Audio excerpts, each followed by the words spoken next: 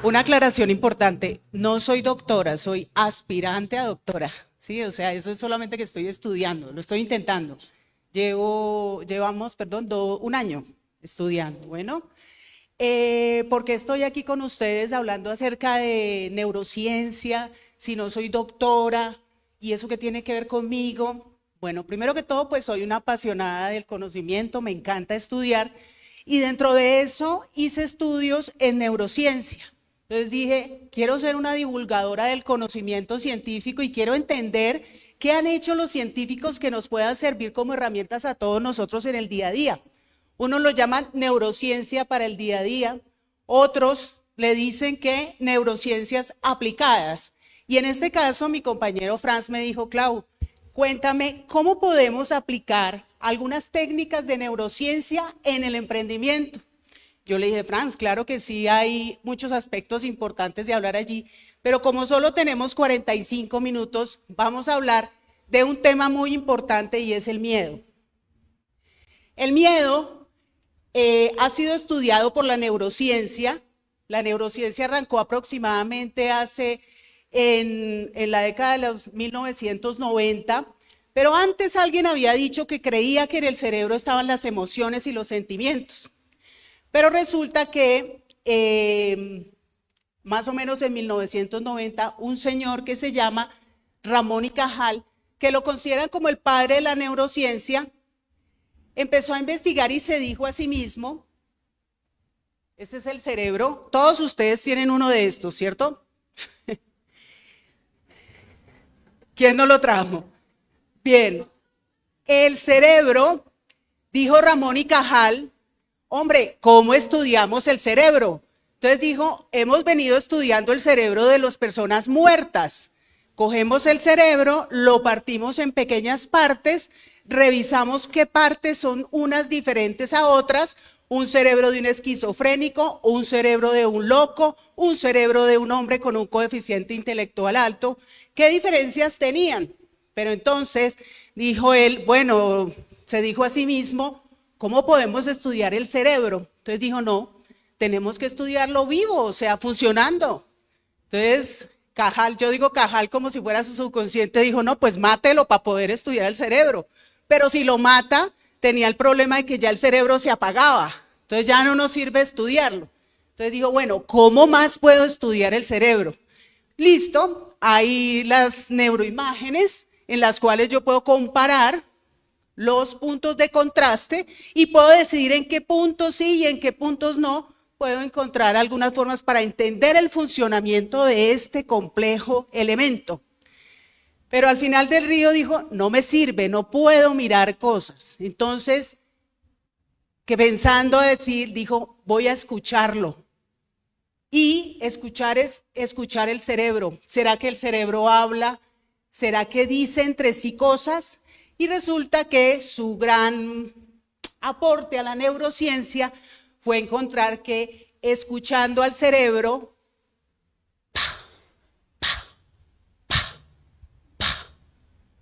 dijo, qué raro. ¿Y cómo será el cerebro de un niño? ¿Y el cerebro de un adulto? ¿Qué será eso?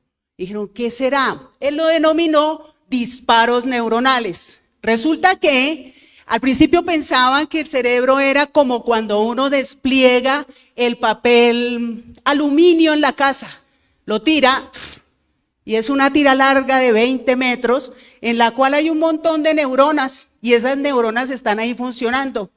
Ramón y Cajal dijo, no, así no es. Ellas se hablan entre sí, tienen un lenguaje y se llama el lenguaje neuronal. ¿Pero cómo? ¿Tienen verbos? Yo, tú, nosotras, hola neurona, ¿cómo estás? No, ellas se hablan por medio de y eso significan las ondas alfa, beta, gamma, y de esa manera lograron identificar qué sucedía, por ejemplo, cuando alguien tenía miedo, que es el tema del día de hoy. Hoy vamos a hablar del miedo y Ramón y Cajal nos ayuda mucho a entenderlo precisamente porque él encontró la manera de estudiarlo entendiendo el lenguaje de las neuronas. El miedo es importante para nosotros y ha sido estudiado. Aquí pueden ver algunos de los neurocientíficos que hemos leído. La gran mayoría de ellos, obviamente hay muchos más, pero lo que nos interesa, o por lo menos lo que me interesó a mí, era acerca del comportamiento. No estudiar el cerebro de una persona esquizofrénica, sino estudiar el cerebro de todos y cada uno de ustedes que son cerebros activos, amantes, que quieren, que aman, que tienen pasión, que vienen a la universidad hasta las 10 de la noche y uno no entiende por qué. ¿Por qué se motivan tanto por venir a la universidad? Esa gente es como rara. O alguien dice, ¿usted qué hace a su edad estudiando? ¿Está loca? Entonces, ellos dijeron, hay que estudiar el cerebro en vivo, hacer experimentos y poder entender. También encontramos estudios, muchos han escuchado algo que se llama inteligencia emocional, han escuchado aspectos como emociones. Básicamente, y pudiendo resumir un poco, porque el tema es amplio, nosotros funcionamos de la siguiente forma. Imagínense que es un edificio de 3 pisos. En el primer piso están las emociones básicas. Dentro de ellas, ¿cuáles son las básicas? Comer, dormir, la reproducción es una función básica. Al cerebro del neoordental, el que estaba así, lo único que le importaba era reproducirse, comer y dormir. Luego tenemos un segundo piso, que es un cerebro en el cual están las partes afectivas, las emociones, y por eso es que venimos aquí, porque el cerebro límbico dice, vamos, estudie, el amor por el estudio, el venir a escuchar a esa profesora ya que es lo que dice. Y el último, que fue la última evolución del cerebro, se llama el neocórtex, que está en la parte superior. El edificio está muy bien, todo perfecto, solo tiene un pequeñísimo problema. Lo que pasa arriba, lo que pasa abajo no se siente arriba. ¿Qué quiere decir eso? Que cuando suceden aspectos en el entorno que nos afectan, un grito, me asusto. Los que responden son los del primer piso y no le avisan a los del tercero. O sea, inmediatamente con el mecanismo de huida que vamos a ver luego un poco más en detenimiento, decidimos correr o afrontar la situación. Pero en los del tercer piso, que son los capitanes de nuestro cerebro, ellos se enteran es después de unos microsegundos cuando ya la persona está corriendo y está gritando.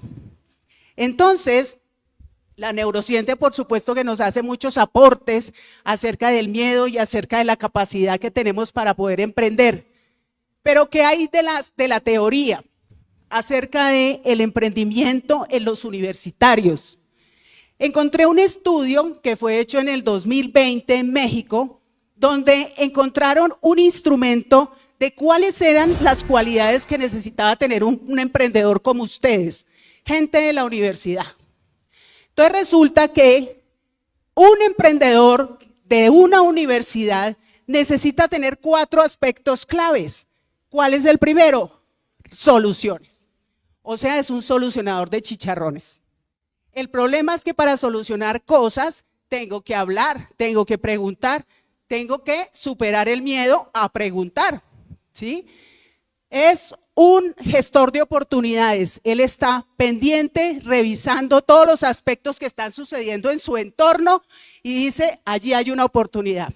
También para ser un gestor de oportunidades necesito vencer el miedo. También dijo el estudio, el fracaso.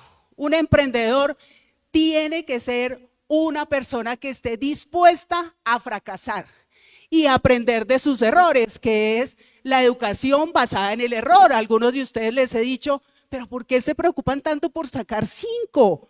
Equivóquense. En el error está gran parte del conocimiento. Cuando yo me caigo y me levanto, es mucho mejor, aprendo más y al cerebro no se le va a olvidar.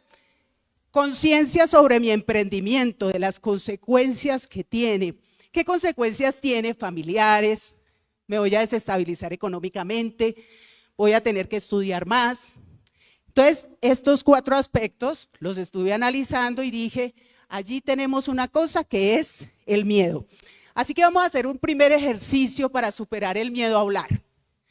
Entonces, una pelotica por allí y otra por allí.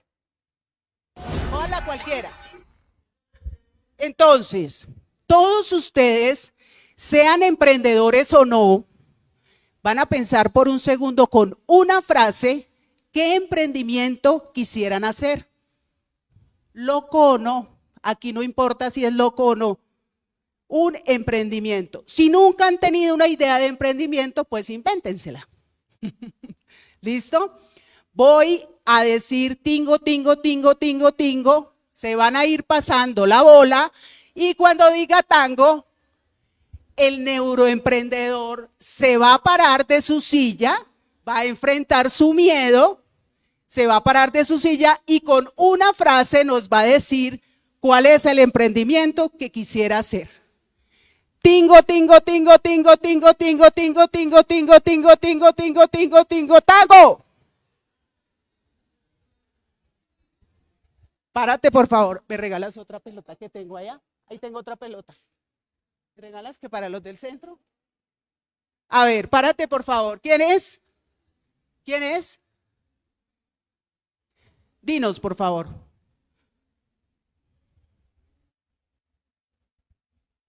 Buenas noches. Pues yo anteriormente había tenido un negocio de una salsamentaria y pues el emprendimiento que me gustaría que tuviera como es familiar, porque pues mi esposo también es en las artes gráficas. Oh, vas a cambiar de salsamentaria.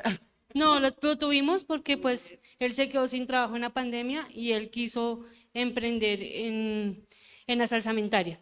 Realmente no se pudo, pero el área de nosotros es las artes gráficas. Él fue jefe de acabados. Yo tengo un tecnólogo en diseño gráfico y la familia de él también hay diseñadores, jefes de producción. Entonces la idea es que sea algo familiar. Muy bien, excelente. ¿Dónde tenemos aquí? Cuéntanos. Caras conocidas. Es una idea bastante loca, pero yo creo que a raíz de que todos tenemos mascotas hoy en día sería chévere crear una EPS para cualquier tipo de mascota, pero una EPS donde tú puedas asistir las 24 horas, que pagues un seguro y que esté todo el plan de vacunación y emergencias cubierto. A ver, por allá. ¿Hay otra pelota, Franz? Pásame otra pelota para este grupo que no tiene. Entonces, uno por cada grupo y continuamos con a ver qué nos dice la ciencia acerca del miedo. ¿Listo? Tingo, tingo, tingo, tingo, tingo, tingo, tingo, tingo, tingo, tingo, tingo, tingo, tingo, tingo, tingo, tingo, tango. Tú, cuéntanos, cuéntanos, cuéntanos.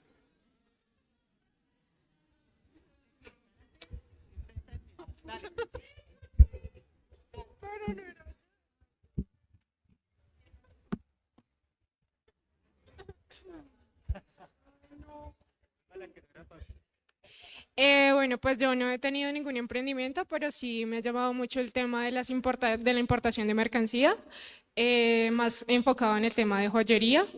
También siempre he tenido como la idea de montar un bar, entonces más o menos en eso se basan los emprendimientos que he tenido en mente.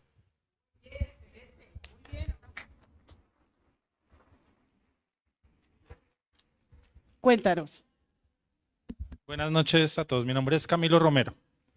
El emprendimiento que quisiera tener es desarrollar programas de lectura y de idiomas donde los niños desde 3 a 11 años puedan tener 3, 4 idiomas y eso les permita tener un valor agregado frente al mundo global que hoy tenemos. ¿Sí? Algo como alfabetizar, ese analfabetismo funcional, combatirlo. Yo estoy administración de empresas. Muy bien. ¿Y quién tenemos por acá? Cuéntanos.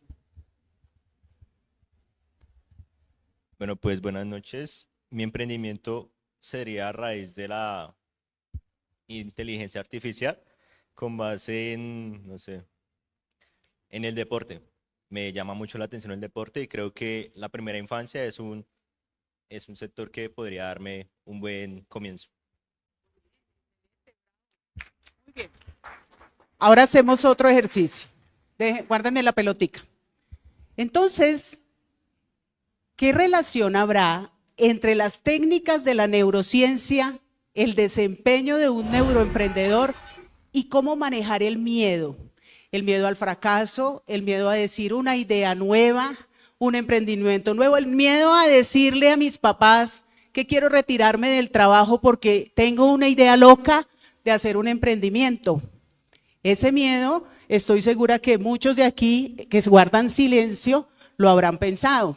Entonces, ¿dónde está el miedo? El miedo se encuentra físicamente, se encuentra en una amígdala que se llama, en una glándula que se llama amígdala. Está ubicada en la parte baja del cerebro. Hagan de cuenta que es como un botón de pánico. La descubrió Joseph Deluxe y él entendió que había una conexión entre el momento en el cual escucho un grito, me asusto, llega la información al primer piso, pero nunca al tercero. También descubrieron, el señor Antonio Damasio descubrió que un hombre que no tenía amígdala no sentía nunca miedo. Entonces de allí se desprendieron una cantidad de estudios interesantes, con lo cual los neurocientíficos dijeron, el miedo simplemente es una reacción psicológica ante un evento externo que sucede. Resulta que el cerebro entiende una reacción, un evento, no solamente lo que pasa alrededor, un jefe acercándose, un profesor hablando duro, una mamá que grita, eso es externo, pero resulta que el cerebro también entiende como eventos las mariposas que siento aquí cuando siento el miedo. Para él, que venga el jefe gritándome, que venga un mamut detrás mío y que yo sienta esto en mi estómago es lo mismo. Él no entiende la diferencia. Por lo cual tenemos los mismos síntomas ante los tres eventos. Entonces, detrás del miedo de un emprendedor, detrás de toda esa dificultad emocional, detrás de toda esa dificultad mental para poder decirme sí, sí, sí puedo, está un mundo maravilloso. Detrás del miedo podemos encontrar cosas maravillosas, increíbles. Dijeron, imagínense que en este momento alguien gritara fuego. El corazón de todos nosotros empezaría a palpitar y todos tendríamos la tendencia a salir corriendo por esa puerta que está allí. Los científicos analizaron el tema y dijeron, después de que viene el evento que sucede, el grito, la sensación de solamente pensar que quiero hacer un emprendimiento, tengo ese susto, el corazón empieza a palpitar, la adrenalina y el cortisol llevan la información o el mensaje a las glándulas suprarrenales y empiezo a sentirme sudoroso, acalorado, no puedo respirar. Todas las personas tienen formas diferentes de expresar el miedo. Unos se comen las uñas, otros se ríen, otros solamente miran el celular y se hacen que no escuchan, ¿sí? Otros tienen estreñimiento, otros tienen dolor de cabeza. Lo que hay que hacer, dice la ciencia, es identifique su propio miedo y la única persona capacitada para hacerlo son ustedes. Tingo, tingo, tingo, tingo, tingo, tingo, tingo, tingo, tingo, tingo, tingo, tingo, tingo, tingo, tingo, tingo, tingo, tingo, tingo, tango. La pregunta para los del tango. ¿Cuál es su miedo? ¿Cuál es tu miedo? ¿A qué le tienes miedo de emprender, por supuesto? Pues al fracaso, ya viví la experiencia y pues la verdad se sintió muy feo, o sea, fue muy desmotivante de cierta forma, muy desgarrante perder algo, invertir algo y que no te diera o que no te diera lo que esperabas, fue muy frustrante, entonces todavía tengo temor a eso. Todavía no. Conozco ese sentimiento, me he quebrado también. Cuéntame.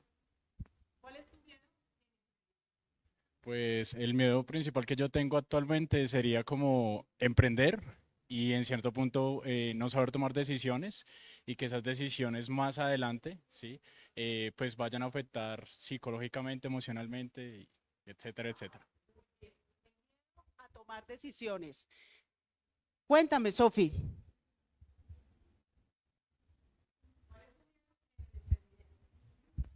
Hola, hola, buenas tardes, buenas noches. Mi mayor miedo en el emprendimiento para una idea de negocio que tengo, que no la puedo mencionar ahorita, es, mi mayor miedo es que no pueda tener el impacto que quiera tener, no solo económicamente, sino en la sociedad. Siento que una verdadera empresa debería ayudar a las personas que trabajan ahí, tener un impacto más allá de la economía y además estaría aterrada que se volviera un trabajo de oficina, que siguiera un modelo estándar. Mi mayor miedo es no crear un modelo para mí misma, uno nuevo y que apoye a las personas. Muy bien. Tingo, tingo, tingo, tingo, tingo, tingo, tingo, tingo, tingo, tingo, tingo, tingo, tango. ¿Cuál es tu miedo en emprendimiento? Buenas noches para todos. También al fracaso. ¿Ya? ¿No escuchan? Ahora sí. No, también miedo al fracaso. Pues no he intentado hacer algún emprendimiento, pero sí siempre hay como ese temor a fracasar a lo que, digamos, tú tienes como proyectado y no se cumpla. Miedo al fracaso.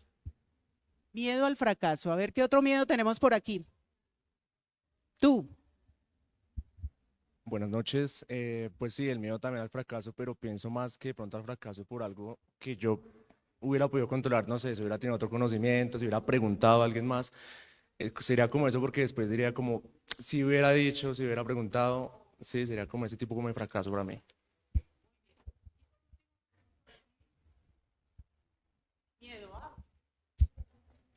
Pues yo creo que es un miedo normal en todos, al fracaso, a que pues no tenga el éxito que yo quiero, a digamos no conseguir lo que yo quiero y pues que termine mal económicamente y pues debiendo y no logrando lo que yo quería. Entonces encontramos un más o menos común denominador en que el miedo al fracaso podría ser algo que es muy importante aquí. ¿Qué dice la ciencia? Dice, enfrente el miedo al fracaso. ¿Y cómo enfrento esa vaina? ¿Cómo hago para no fracasar? Arriesgándome, actuando, preparándome. ¿Cómo más? Eso es una opción, claro, no me movilizo, no hay problema, no hay riesgo, claro. ¿Qué más puedo hacer? Enfrentarlo. Muy bien. Hay metodologías muy interesantes que nos permiten plantear diferentes escenarios. Por eso más adelante, no sé en qué semestre están, van a ver prospectivas acerca de los posibles escenarios. ¿Qué dice la ciencia? Prepárese para todo. ¿Qué pasa si no vendo? ¿Qué pasa si no cumple el presupuesto? ¿Qué pasa si no consigo empleados, lo que comentaba él, para que me apoyen en el emprendimiento? Porque un emprendedor solo no hace nada, ¿sí? Esa es una de las razones por las cuales debemos tratar de utilizar algunas técnicas que nos identifican en el tema de el miedo. Dice la ciencia, usted tiene varias opciones cuando se enfrenta al miedo. Básicamente hay dos, y esas dos se abren en otras opciones. O usted huye o usted lucha. O usted sale corriendo del miedo, definitivamente tengo miedo a arriesgarme, lo que dice la compañera, no hay problema, no me interesa. Hay personas, y eso no está mal, no me interesa. Pero hay otro que es luchar, luchar y luchar y luchar por lo que yo quiero. Entonces, ¿cómo lucho si mi cerebro no entiende cuál es la diferencia entre la realidad y lo que realmente está pasando? Porque para él, como decíamos, que el mamut venga o que me grite mi mamá es la misma cosa y tengo los mismos síntomas. Entonces, La idea es que nosotros somos capaces de pulir y de entender nuestro propio cerebro. O sea, cuando nos ejercitamos en el miedo, lo abrazamos o nos ejercitamos, por ejemplo, al principio, por supuesto, como cualquier ser humano, yo tenía miedo a hablar en público, a embarrarla, claro, a que mi voz se cayera, a que no dijera cosas coherentes e inteligentes.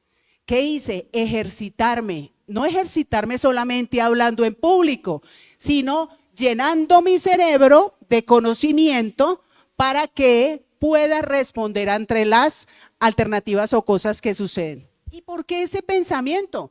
Porque resulta que la neurociencia dice que el 90% del tiempo vivimos utilizando algo que se llama la red neuronal por defecto, que es, en términos sencillos, como vivir en piloto automático o en modo de bajo consumo de energía.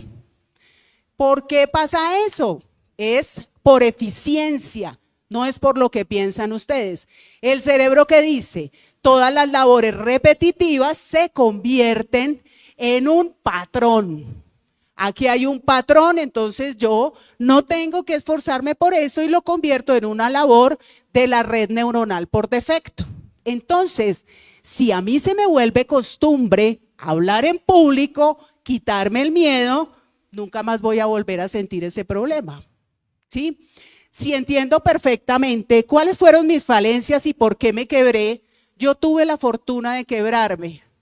Digo la fortuna, me quebré, perdí absolutamente todo con una niña de 7 años que me está escuchando. Tuve que irme para Ecuador, me recibió mi hermano y tuve que volver a empezar de cero. Para eso tuve que reprogramar mi cerebro y entender que el miedo es una respuesta ante factores externos que yo puedo ejercitarlos. Entonces, cuando alguien tiene miedo, tiene una opción, puede quedarse inmóvil, quieto, paralizado.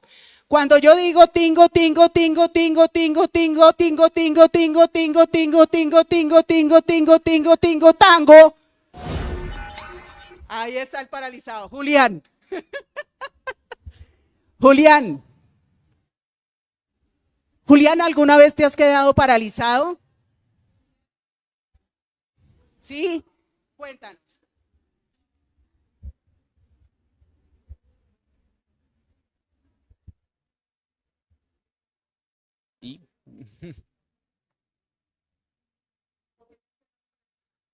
No, pues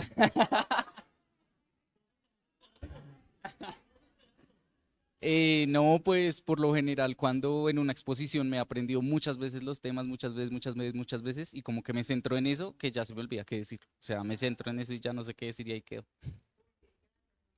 ¿A quién más tenemos?